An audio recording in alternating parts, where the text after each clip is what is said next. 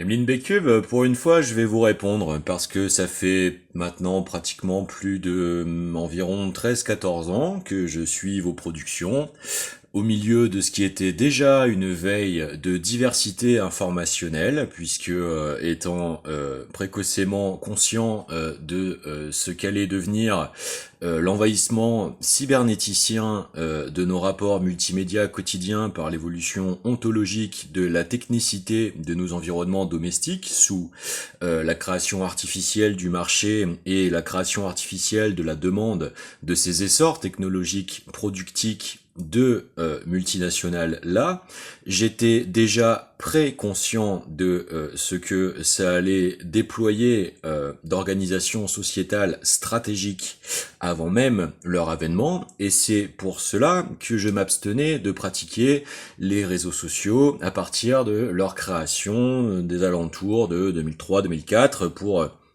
les plus dominants d'entre eux dans la V1 en fait de ce qui a été cette inexorabilisation superstructurelle V1, V2. Ça ne vous rappelle rien?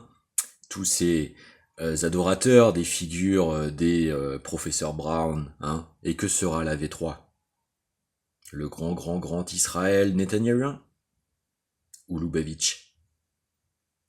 Alors, quand, puisque vous êtes philosophe et que vous avez conséquemment produit, lu et vous-même pratiqué cette circularité de l'expression et sa réciprocité interactionnelle, pourquoi ne tenez-vous jamais vous compte des émissions, des concepts tels que en créant, tels que biohacking?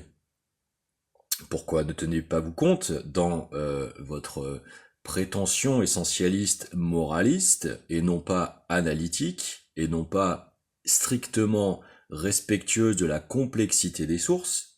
Pourquoi ne rappelez-vous pas la citation de multiples fois réitérée d'un film comme Altered States de Ken Russell? Pourquoi systématiquement vous abandonnez-vous au formalisme qui confine à l'essentialisme et qui du coup ressuce de vieilles logorées qui étaient déjà limitées et absurdes dès leur émission, comme le freudisme? Rappelons que Freud était cocaïnomane, misogyne, suprémaciste, soutien du fascisme. Il a abandonné ses deux sœurs à la déportation.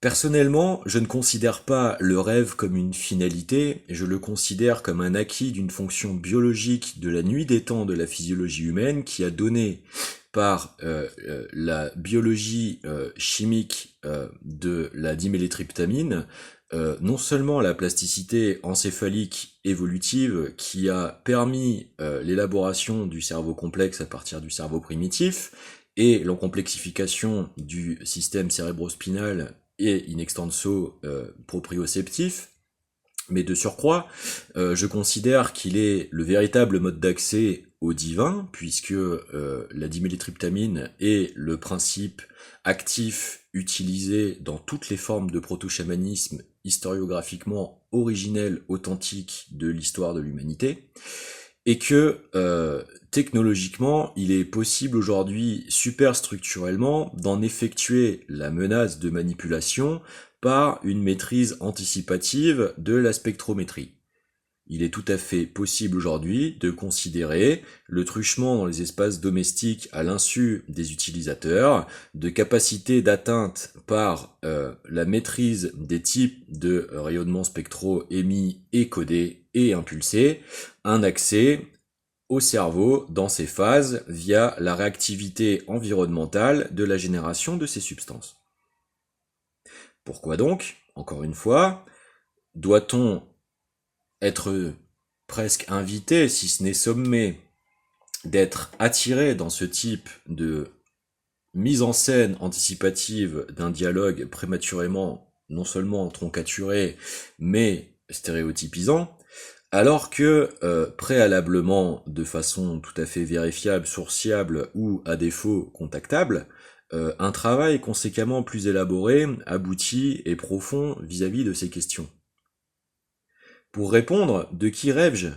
C'est simple, de toute personne créative, sauf des tronches de couverture, des façades, des complexes militaro-industriels qui sont le cancer du droit international. Est-ce que cette réponse pourrait vous satisfaire dans votre quête de sagesse ? Bien à vous.